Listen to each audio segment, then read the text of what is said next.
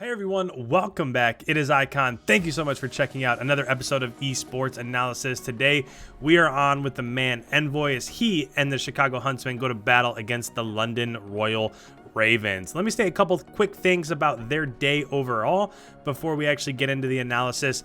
Now, this scrim in specific, Chicago ended up losing every single map. So in the Hardpoints, they went 0-5. There were a couple that were pretty close, kind of like in the 250 to 230 range. And then there were some where they got absolutely blown out and they lost a ton of the rotations and stuff like that.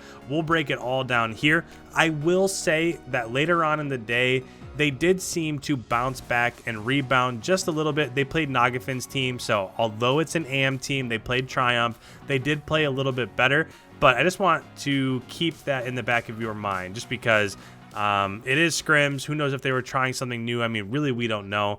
But it seemed to be a lot of complaining in this one specifically. I don't know if it had something to do with host or what exactly ended up happening there. But this was not their best outing for sure. But as we go ahead and break into the actual analysis here, there's 2 seconds left in the current hardpoint. We're about to rotate from P1 to P2. And you can see that they do not have spawns, nor do they have map control, nor do they have the current time inside the hill. So I like this play from ENVOY. If he could have got that kill, it was a nice two-piece from Dylan. If ENVOY could have gotten that kill, they probably would have gotten back bar spawns. Of course, on P2, it's easiest to get back inside of P2 if you have those back bar spawns, just because the choke points aren't quite as crazy. But again, who knows if it has something to do with connection. Of course, anything's possible when you're playing people from different continents and all over the world, stuff like that.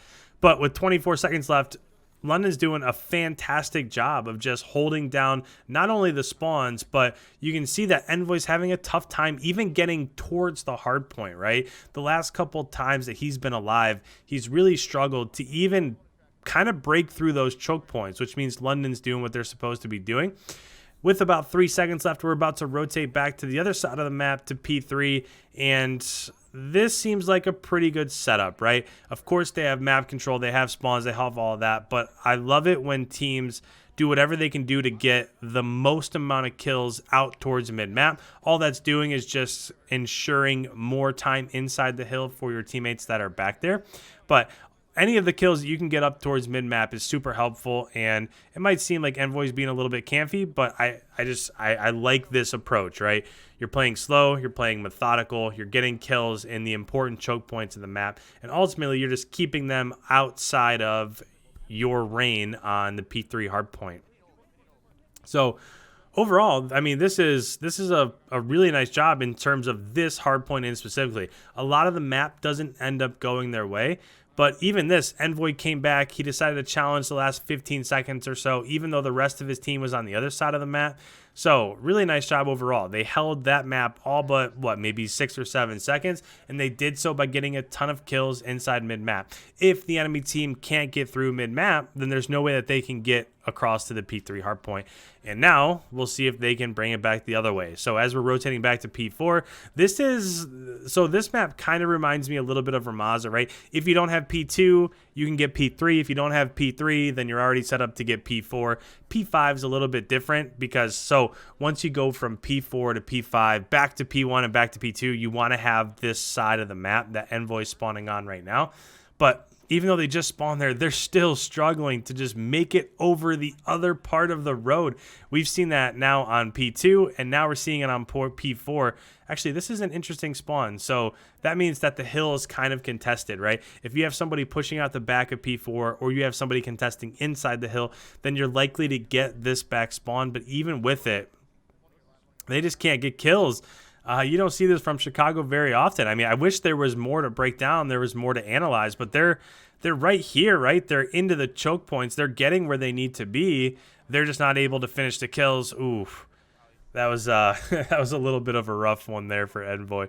But as we're rotating back to P5 here, you do want to have the right side of the map. Let me go ahead. Let's bring this down to a breakdown here. Let's bring up the minimap so you guys can see exactly what I'm talking about. So we are currently on P5. And as it rotates, you want to hold down this spawn over here, right?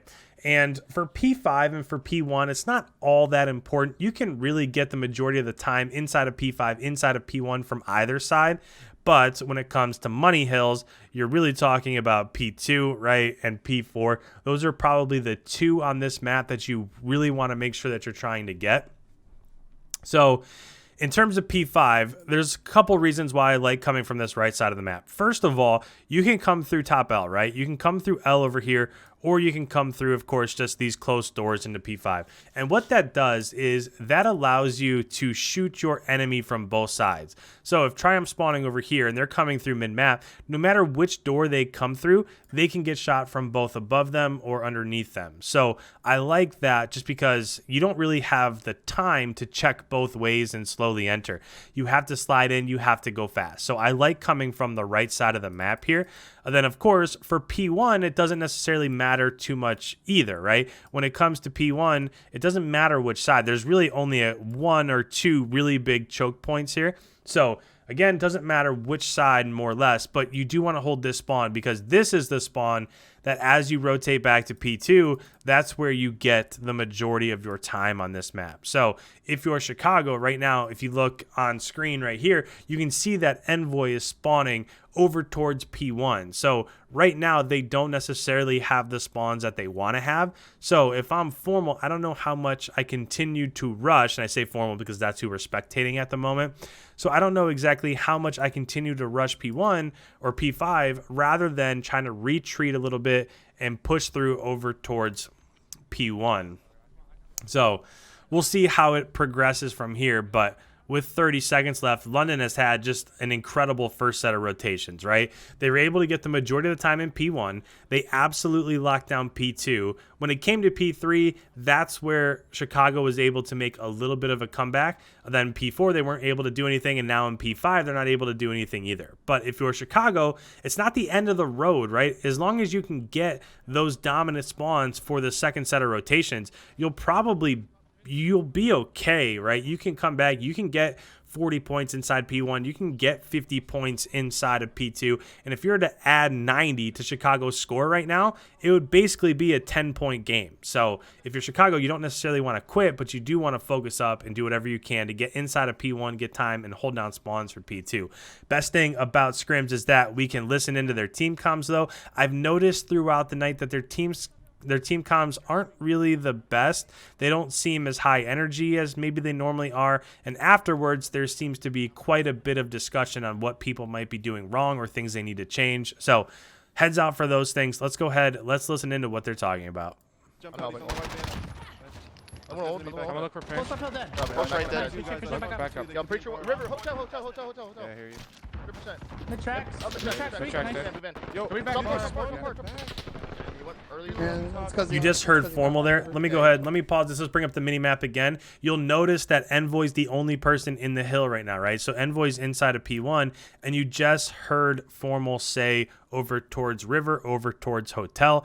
That call out is on this side of the map. So essentially what London's doing is they're spawning out, and rather than continue to push P1, they're trying to backdoor P2 and then push out through P2 and get back bar spawns. So if you're London, you're coming through, you're spawning out here. Actually, they're probably spawning around mid-map, but either way, they're pushing through river over here, over towards hotel. And if they can push into P2, great. But what you really want to do is if you can flank through the back and get to back bar and get a couple kills on rotation, right? Because as Chicago rotates, they're going to be coming back through this way, trying to get back to P2. So as they're rotating back, if you can get kills in this area, then that would lock down the spawns for P2. So when you heard formal, and right now ENVOY's the only one in the hill, so when you heard them calling out over towards river, that means that there's a pretty big push trying to flip those spawns for P2. Let's listen back in. Yeah. We're playing for bar spawn. Yeah, I'm gonna go top bar. Help Alec. Top blue, top blue. Got one. Yeah, I'm behind blue. Just give me a second. Top bar's not Back real at bar. all. You know where Going he's top at? bar? No, he was top. He was top. He's flashback bar, guys. I'm Okay, gonna get my side door. Get my side door. There's two in bar, guys. Back bar. One shot back bar. Stop Last shooting. one river, last one river. It is so fucking. That kill right there from ENVOY seems like it might have been a little bit of connection, right? That's probably a one on land or a better host he probably doesn't lose. But either way, no excuses. Red car dead. Nice. I'm coming river, hang on. I'm in river Top too. bar, top bar. There's Top one bar, back top bar. bar, dead. Crossing, we got a break. Crossing dead. Push. Another one back bar, Dylan. Absolutely useless. bad. Side out. I'm cutting spawners, brothers. One side out, Shawnee. Useless got me. They still went off this. Yeah, 2 in the back. Side door. Fucking nasty. So right now, if you're Chicago, you're going to lose in the next 5 seconds. So you got to try your best to get in. And it doesn't appear that they're going to do so. And just like that, they end up losing 250 to 94. And again, I don't want to make excuses too much. I don't know how much it is host. They seem to be talking about host a lot throughout this scrim. But give London credit, right? They did what they needed to do. First set of rotations, they really locked down P2. They really locked down P4. Even P5, they got the majority of the time on. Let's go ahead. Let's pause this. ENVOY was -2. Arstees was even. Scump was -5. Pristini was -10. If they're not on a great host and the way Pristini plays, how fast he is and up in the face, that could be a little bit of an issue. Formal -5. Down below, Dylan with a 30 bomb. That's really the key player for London, right? If London's going to continue their rise up the rankings, I really do think it comes down to the play of Dylan, because he's that in your face, that aggressive, that Slayer type mentality that they've really needed here over the last couple months or so. So we'll see what ends up continuing on with him. I cannot wait for this weekend. There's a ton of storylines. I can't wait to break it down. Thursday going into Friday morning, I'll have a video up breaking down all the storylines, all the brackets, all of that stuff. So if you're a fan of CDL content, I put out a brand new video like this every single day. Make sure you hit that subscribe button, turn on the notifications. If you guys have any comments on this one, leave them down below. I love reading your comments and the interactions. Leave a like before you head on the way. It really helps out the channel. And with that, guys, thank you so much. I will catch you in tomorrow's upload.